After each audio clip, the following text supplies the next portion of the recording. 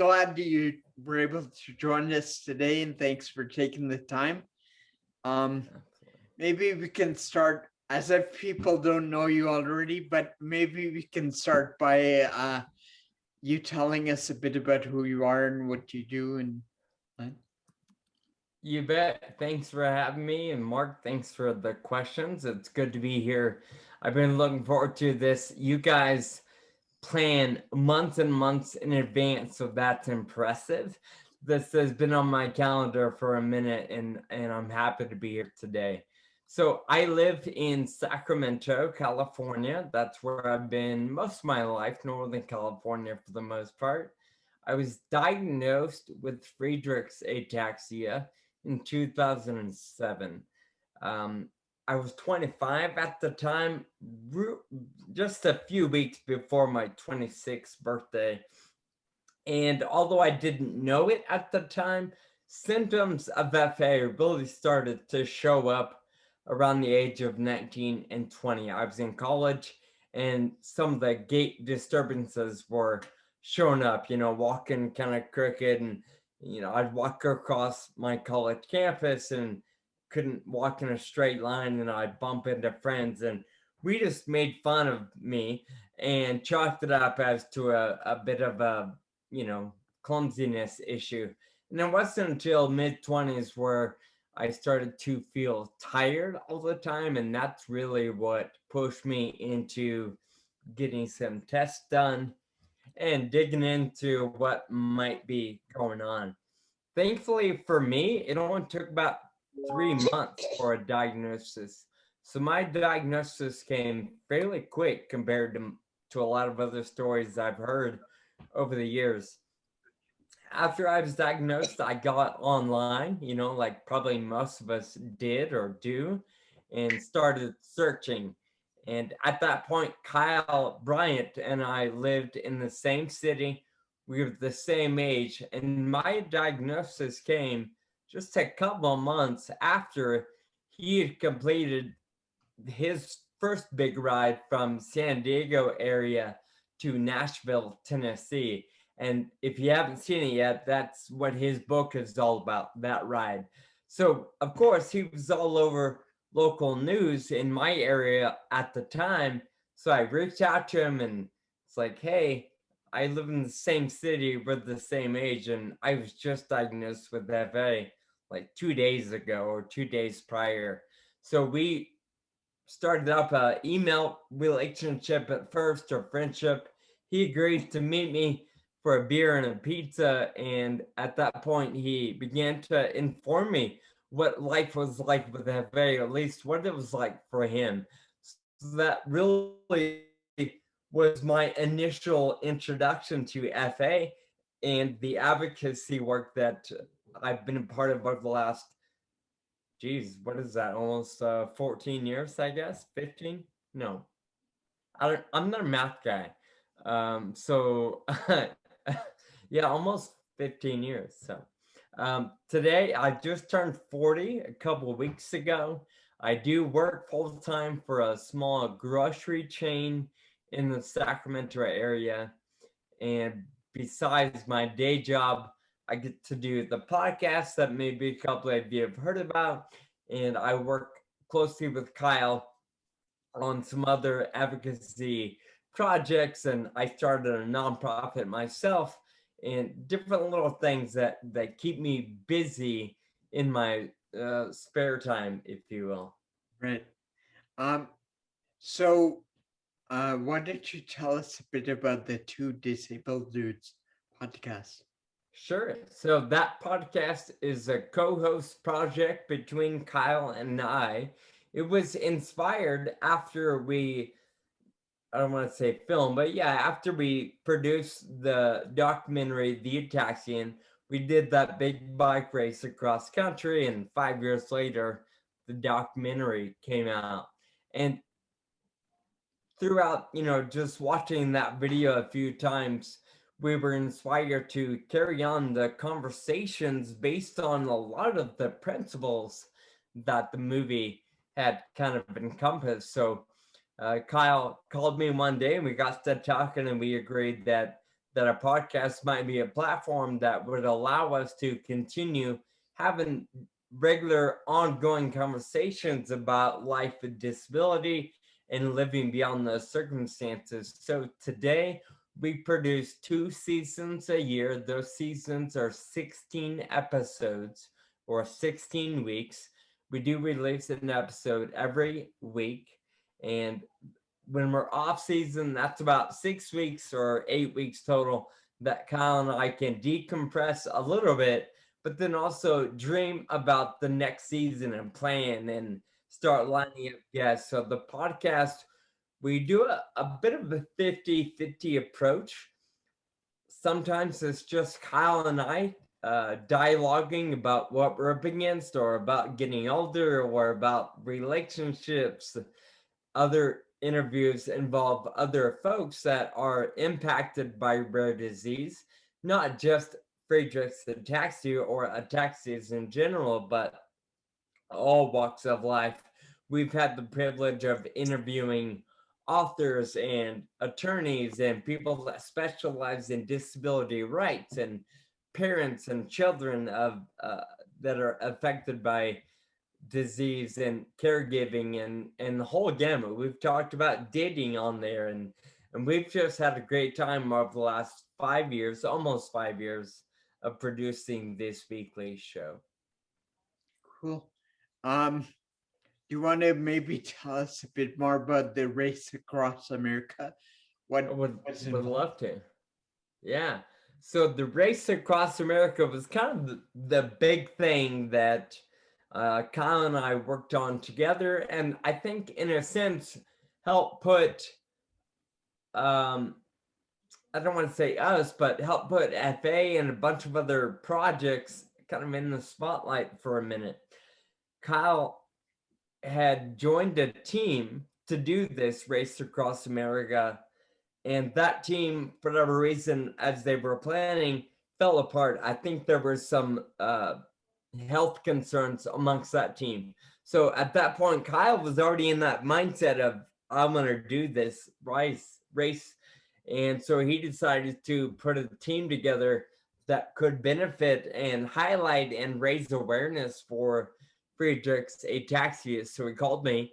And initially, he called me to find out about a friend of mine and invite, basically invite my friend to do it, totally ignoring me. It was so rude. Um, but it was in this series of just conversing about what he was up against and how things were changing with his current team that I don't even know how it came up, but the idea was birthed that we would highlight FA and we would write in this together. So Race Across America is the world's toughest bike race, up there with Tour de France, although it's not a competitive style race that you might see or think of when you think Tour de France, right?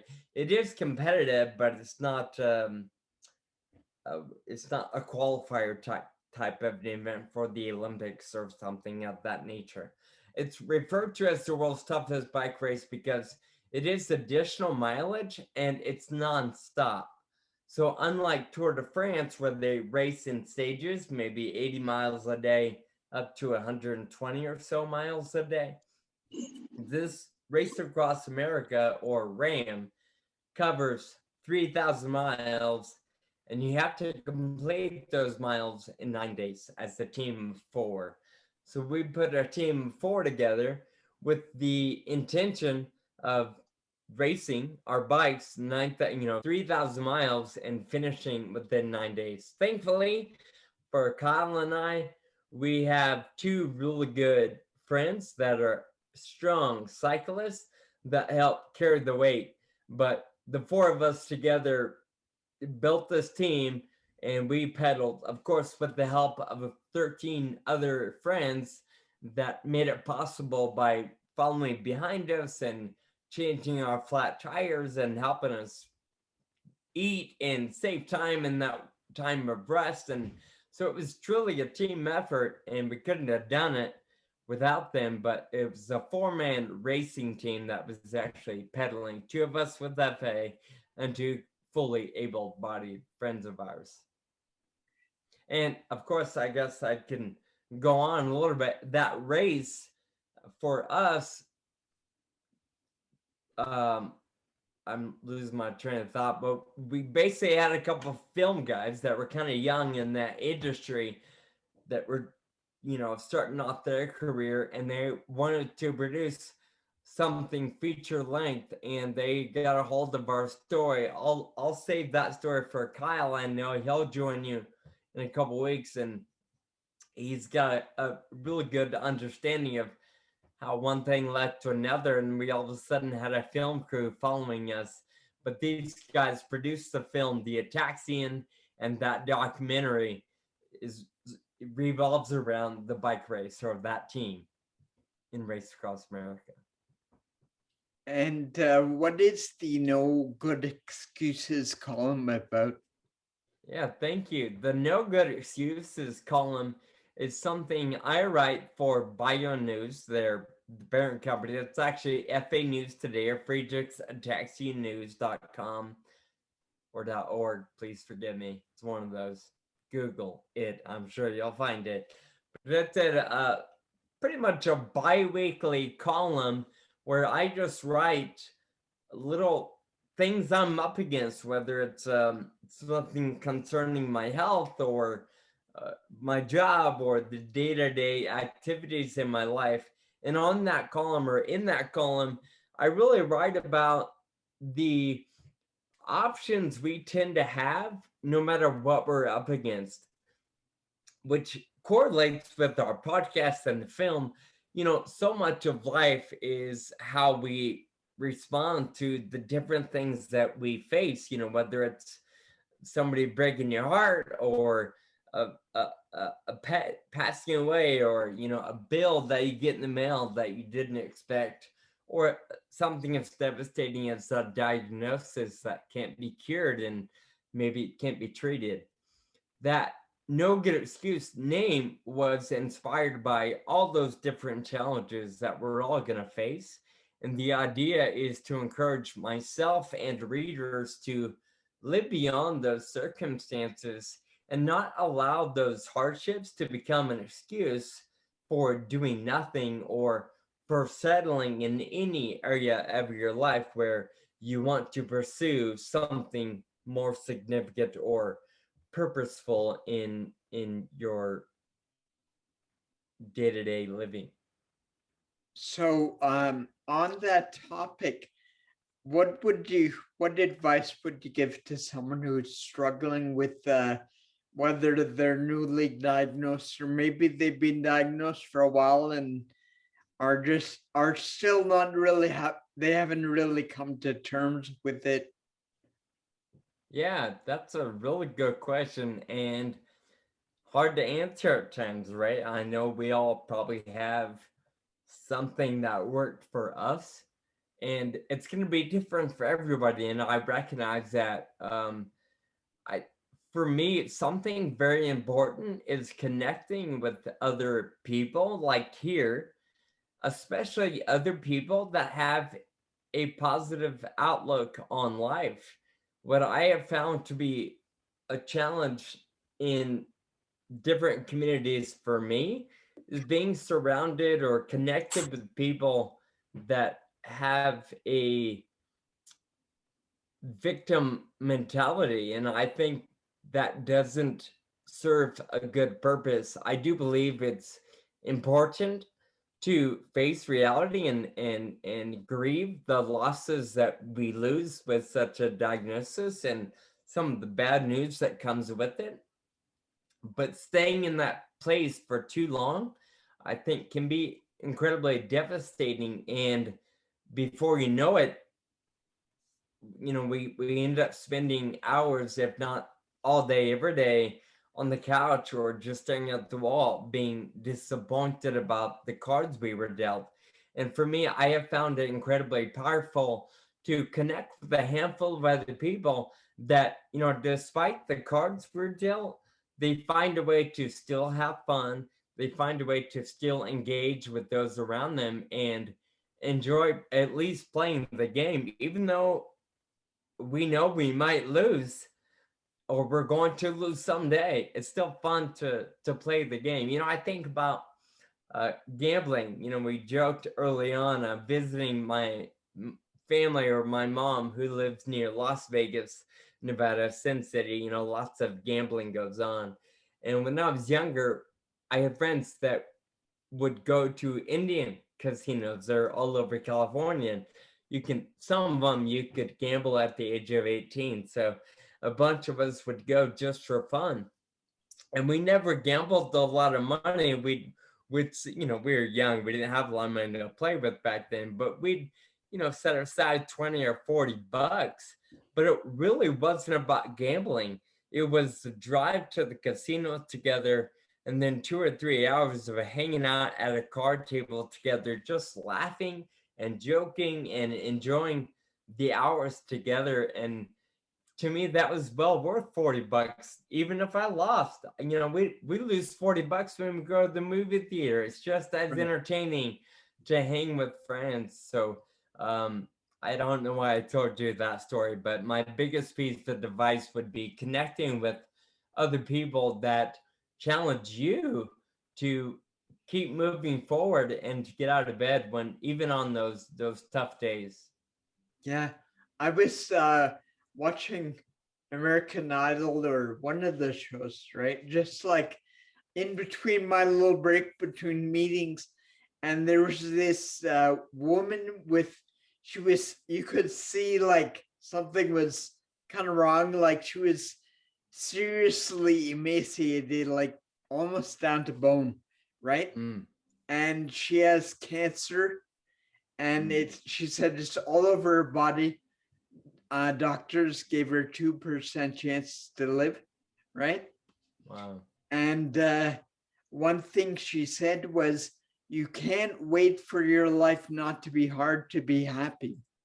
Yeah, it's a good point. I like that. We're all going to have tough days, whether it's cancer or some form of ataxia or unemployment. Things are going to get hard at some point. We're all going to face speed bumps. And I value those kind of stories. They're invigorating, right? Yeah, and right. They encourage us to keep moving. Yeah. I'm currently, I'll get back to questions in a second. I'm currently reading a book called Uncommon Champions, right? And it was just something where I'll go to the library and I'll look through the books that nobody wants and they're selling for $1, right? Because that's where you find the gold sometimes. Right. So I found this book, Uncommon Champions, where it's 15 stories of people who are just going through hell and are still like Olympic champions. And there's one guy who has Tourette's and he went to the World Series and all this crazy stuff. Yeah, and there's definitely a lot of stories. Guy that's climbing mountains and stuff like that. Yeah. Speaking of, you asked about the no good excuse column that I publish or that I write for. And just this topic, there's a new post I just wrote last night. It's going to publish next Tuesdays, whatever. I don't know. I guess that'd be the 15th, June 15th. I'm looking up the name real quick.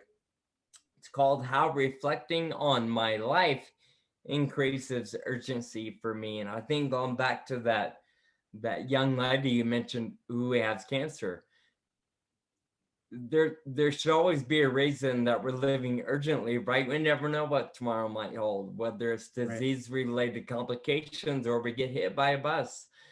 If we wait too long, before we know it, we'll be crossing our own finish line, leaving too much unaccomplished or unaddressed in our lives. And that's really what that latest post is going to be addressing. Okay. So what advice would you give to people who want to do what you do, or where should they get started? That's a really good question. I'm going to be honest with you. When I set out to do something, whether it's the podcast or the nonprofit or even trying to get on Zoom today. I never know what I'm doing. So, the greatest piece of advice that I've gleaned in this life from friends and acquaintances, and the one thing that I would share with y'all or answer that question with is just start. You know, we're never going to have all the answers. Most of the time, we don't even know what questions to ask. Yeah. But if you just pick up one piece and start moving down the runway, so to speak, a friend of mine, I don't know where it comes from, but a buddy of mine constantly says, you know, build the plane as you're going down the runway. And that's true in life. We never really know how we're going to get there or what's going to happen. But if we just start moving in the direction we want to go in, I'm a firm believer that things will either begin to fall in place, or we will realize some of the things that we gotta think about or address. And then from there, we might have an idea, oh, we'll call this guy, he might know. And we just start leaning on the people that Right. we're connected to as we go. And little by little, it'll begin to come together. And I know because Courtney and I have been on this journey building our own nonprofit and doing all this stuff. It's amazing how things just sort of come together that you don't Totally. expect. Like, I mean, I'm always saying, let's just jump in the water and Nice. figure out how to swim a Yeah. little, right? You know, I can't remember who gets the credit for this, so forgive me. But there's, you know, a notion out there, or a reference to somebody saying something to the effect of cemeteries are full of thousands of stories that were never written, or thousands of songs that were never sung, or movies that were never made, or inventions that were never created because people didn't move their feet, maybe, or you know, they things just didn't come to life or to fruition for whatever reason. Maybe that is because life ended too soon, or maybe it's because somebody procrastinated a little bit. And to me, that challenges me to do everything I can while I can, so that sort of sentiment isn't true for me. Right. Um, so just two more questions here. Are there any upcoming projects that you want to tell people about that you're working on? Oh man, that's a good question. I probably should have thought ahead for that one. You know, there are no specific projects that I'm working towards, you know, no book or event, especially for COVID, but I would just take the opportunity to encourage folks to consider listening to our podcast if you haven't yet. The Ataxian is a beautiful movie, and I know I'm biased, but not only an incredible soundtrack to engage all your senses, but a good story. And the story really isn't about Kyle or Sean or just our team or the bike race. The story really encompasses what how FA affects people, and I think that helps as an educational tool to allow people to understand what some folks with types of ataxia are up against. So I'd encourage you to check that out, which you can find online or Amazon, iTunes, those kind of video on demand platforms for maybe $2 or $3. Right. Um, so how can people reach you if they want to get in touch? All kinds of, I'm on all the things, so happy to share my email if that's something you prefer, or I'll let Mark and Courtney do that. Just, I don't know where this video is going, so I don't know that I want to say it out loud. Well, yeah, it's But Facebook and YouTube, but okay, we send out a follow-up email, so we'll just put cool. it in there. Yeah, and then of course my name, I think it's somewhat unique, so you can search for me on Instagram, Twitter, or even Facebook. I utilize all three. Instagram's probably the one that I engage with the most, but any of those platforms, the podcast is all connected to our individual emails or different ways of finding us. So the nonprofit, you can, yeah, it's all connected. If you just search my name anywhere you want, I'm sure you'll you'll find the platform that you like best. Okay, so now we'll open it up for questions. Everyone can unmute themselves if they want to. And go ahead and maybe raise your hand and ask a question. I get a question. I'm interested in intrigued by your bike race across America. Did you do it on a two-wheeler? Or at the time I was on a two-wheeler, so a traditional upright bike. Kyle was already in a three-wheel recumbent. So it was three of us that were upright, and then Kyle in the recumbent. Today I'm using a three-wheel recumbent as well, or trike. Yeah. Because you mentioned before you diagnosed, you were bumping into people. Do you have vertigo, or do you have balancing problems now? Can you walk without a cane? I just started using a rollator, a rollator. I'm not sure I pronounce it, but I am still ambulatory, but I wall walk and furniture walk. A cane, didn't help me very much, but a walker I'll use if I go to a big store like a Walmart or a Target. Otherwise, I'm okay right now. Kind of fumbling around, and the issue with FA is the gait distribution, or the gait issues. So not vertical in the sense that it's in my head or in between my ears, but just that muscle control. My feet don't always go where I tell them to go, so I'm a little imbalanced. When you're cycling so many miles per day, do your legs get tired? Because when I cycle, I have a trike and I cycle, Nice. but when I come back, my legs are like jelly. Yes, absolutely. Same here. Yeah. I almost think of them like spaghetti noodles, just fresh out of the boiling water. So especially if I plan or engage in a long ride where, it can be more exhausting, I'm careful how I plan my activities afterwards, and I move carefully so I don't risk falling. And I usually just take it easy at those days. I don't make plans to go out or do anything that isn't necessary. But yeah, I feel you on the weakness. Yeah, I think that's an important point, especially for people who are newly diagnosed, in how important it is to pre-plan. So if you're going to do something that's expending a lot of energy, you have to know when you can take a break and, have scheduled breaks maybe.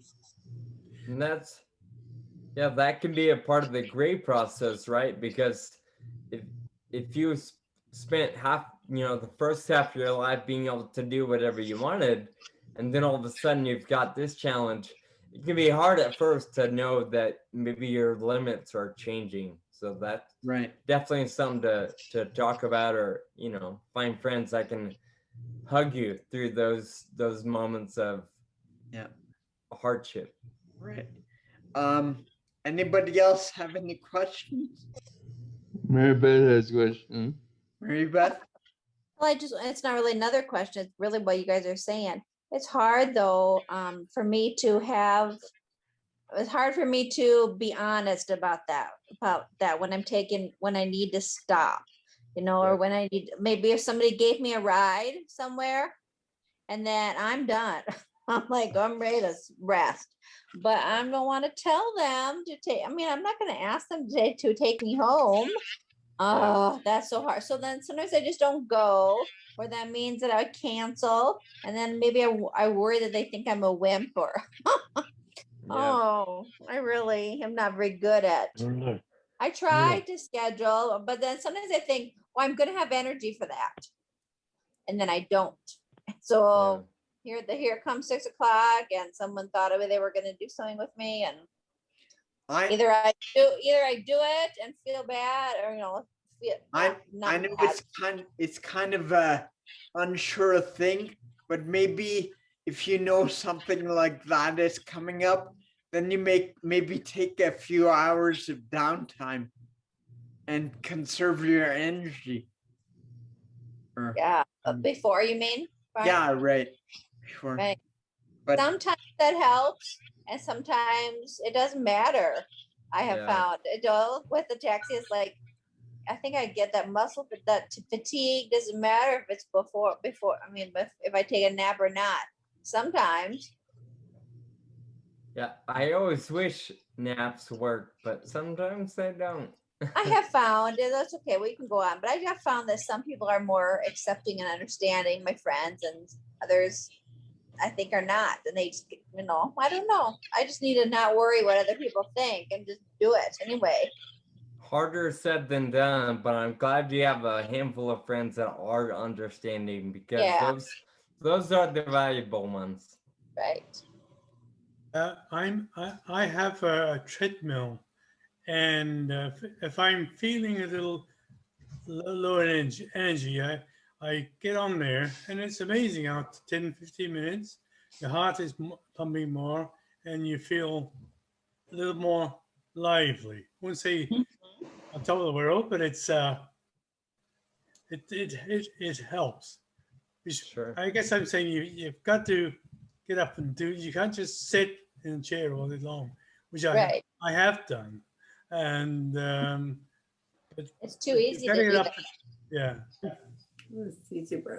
Oh, sorry, Donna, you have a question? Yes, I just want to know the no good excuse. Is that on your, is that you find on the computer?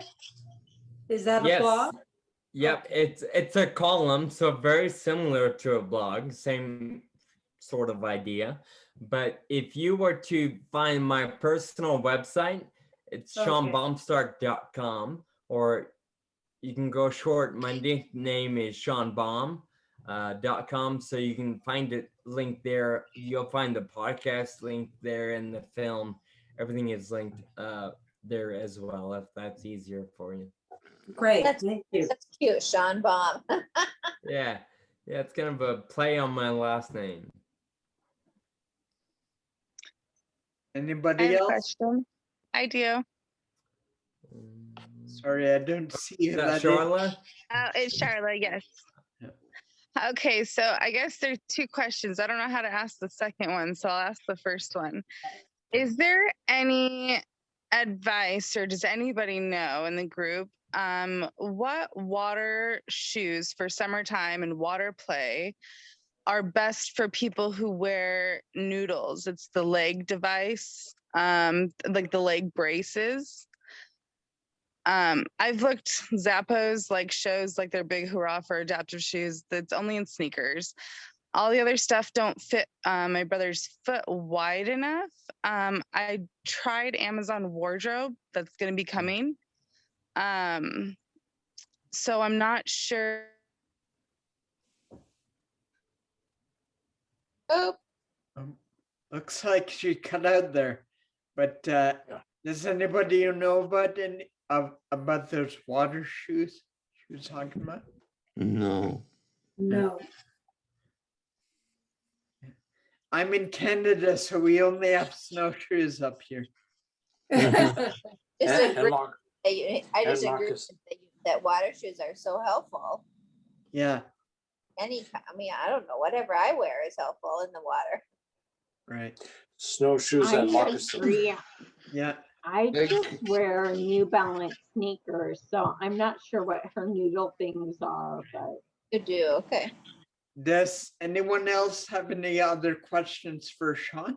Well, comp for sure, maybe Crocs would work, right? Yeah, maybe. Right. Okay, well, So Thank- that, I have a question. sure.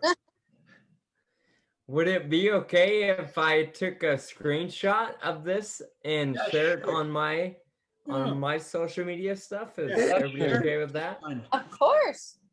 So of course, Yeah, I if you're know. not okay with actually- that, You know what turn your might be picture I off. easier, actually, Sean? I What actually might be prefer better? not. Sean, if you go to the view option and select immersion or immersive view, you can put us all in the same room. Yeah, I'm. Oh. If you click on your view, I've only got speaker view and gallery view. I'm Oh. on gallery, but okay, wait a second. Let me see if I can do it. if it's easier, It's not the if- end of the world. It's just a little bit down. Okay, do you see it now? Yeah, mommy. There. It's okay. Oh, cool. Yeah. Please So maybe cut me that out. would be easier. How about Then you can Yeah. see all of us. would you? Wow. I don't think it's working on Okay. my end. no But worries. would you mind just taking the picture and email it to me? Sure, I'll share it. I can do that. Everybody That's smile. Look your best. Charlotte, You wanna welcome smile back. and fix your hair if you have any. Okay. I've got- Yeah, Mark, it looks like your hair's out of place. Oh yeah, well, I'm recording this anyway, so it's not like I have to take a screenshot, but whatever. Your hair doesn't count, Mark. Yeah. Yeah, anyways, And look, we're all sitting in rows. That's cool.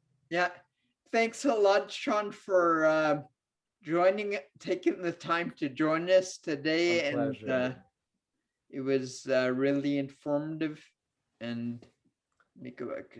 Yes, Thanks for having me. I appreciate Sean. it. Thanks, Thank you, Courtney. Sean. Thank you. Yeah. It's a pleasure. Thanks, Sean. Thanks, Sean. Have a good night, guys. Enjoy. Bye. Bye. Bye.